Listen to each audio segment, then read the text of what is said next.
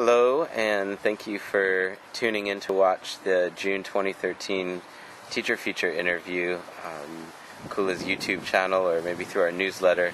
This month we're sitting in the garden with Katherine Borse, who teaches the Ashtanga yoga practice on Thursdays at 6:30 p.m. So thank you for carving out a little bit of time before your class tonight. And I guess a good place to start would just be to give people a little bit more sense of you, and more than just like reading your bio maybe on the website, and love for them to hear about how you came into yoga in the first place, so get a sense of what it's all about for you. And the wind just totally picked up, so hopefully you can hear. Yeah.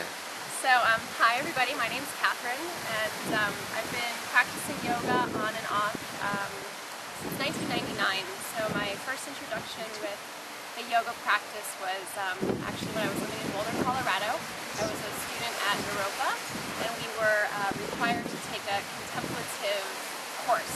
So I chose yoga just out of curiosity. I thought that it would be something that would just be good for my body, and didn't really know much about it. I was also studying religion at the time, and I was very interested in Buddhism and Hinduism and the religions of India. So about at the same time of reading the Yoga Sutras and starting a Hatha yoga class, I got very interested in the, I guess you would say, the psychology, of the yoga practice.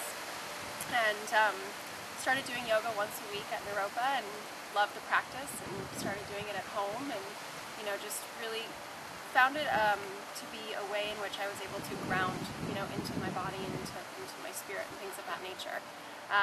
And then when I left Colorado, it was just a couple years later, I found a local studio in Sarasota that I started practicing at, Body and Soul Yoga Cooperative, and it was there that I met a dear teacher and friend of mine, Jay Martin. He's still practicing, and he practiced Ashtanga yoga and taught Ashtanga yoga as well as Anusara yoga. And I didn't even really know at the time what I was practicing. To me, it was just another yoga practice. But the Ashtanga yoga method, we practiced the primary series, so it was the same set of asanas during each class. And I loved the practice. I absolutely loved it. And so one of my friends at the time was going to Costa Rica to do a teacher training program and invited me to go along. And I didn't really have any interest in teaching at the time. It was really just to do more yoga. Right. So it was 30 days in Costa Rica doing yoga. Is this at Nosara? Yeah, Nosara. Cool. In Nosara. And so that kind of took me to a deeper level, because we started doing more pranayama and some yin yoga and just other forms of yoga, and learning a little bit again, even deeper parts of the philosophy and things of that nature. And when I came back, the studio that I was practicing at asked me to start teaching. And so that's kind of the introduction, and I taught for a few years there, and then I took a hiatus from my practice after I graduated from college. It was a few years before I found the practice again. It was about 2006 when I was kind of going through an unfortunate period of my life, and I was looking for just looking for a little bit more direction, and I thought about getting back to the yoga practice. And so I got back on my mat, and I found a vinyasa studio here in Boca Raton, or just a little bit south of us, Yoga South. And I started practicing there with James Kivar and Judy Weaver, and got grounded back into the yoga practice. And that inspired me to go to India and pick up Ashtanga again. I really wanted to get back to the roots where I had started practicing. So I spent a few months in India training and practicing and doing Ashtanga, and came home and found my teacher, McGregor, in 2007, and I've been dedicated to the yoga practice and the Ashtanga method, more importantly, since 2007, since then. So that's kind of That was a great timeline. Okay, I brought up about 1,000 questions, but I don't want to kill all the time with my own questions. But could you go into a little bit about Ashtanga for people that aren't familiar? Sure. The Ashtanga yoga method was inspired by Sri K. Patabi Joyce, who went from Krishnamacharya in Mysore, India. And the Ashtanga method is based basically on three main things: the posture, the asana practice, the breath, the ujjayi breathing, and the drishti, and the focal point. And the Ashtanga method is actually taught in a sequence of series, so the primary, the intermediate, and the advanced series of sequences. And the Ashtanga method looks very physical, it looks very dynamic, but the using the breath and using the drishti and using the internal practice allows us to take the physical practice and make it a meditative practice and make it an internal practice. So we're not just working with the physical body, the physical form, but with the energetic body, with our minds, and trying to also apply what we're learning on the mat to take it off the mat. So what we're learning on the mat in terms of gaining strength or flexibility or confidence or the ability to stay present and stay focused, taking that deeper into other aspects of our life. It's fantastic. And so the class that you're doing here is primary series? Primary series, yeah. Teaching a guided primary series. I do modify it a little bit depending on who's in the class, depending on the students' abilities and things of that nature, but I try and stay as close to the traditional counting method as possible. So in terms of what people can expect, it's pretty physically challenging, but you offer modifications. I do offer all modifications for all postures, and we will break down, if I can tell that everybody in class is struggling with a certain posture, we'll break it down, kind of go into it a little bit deeper.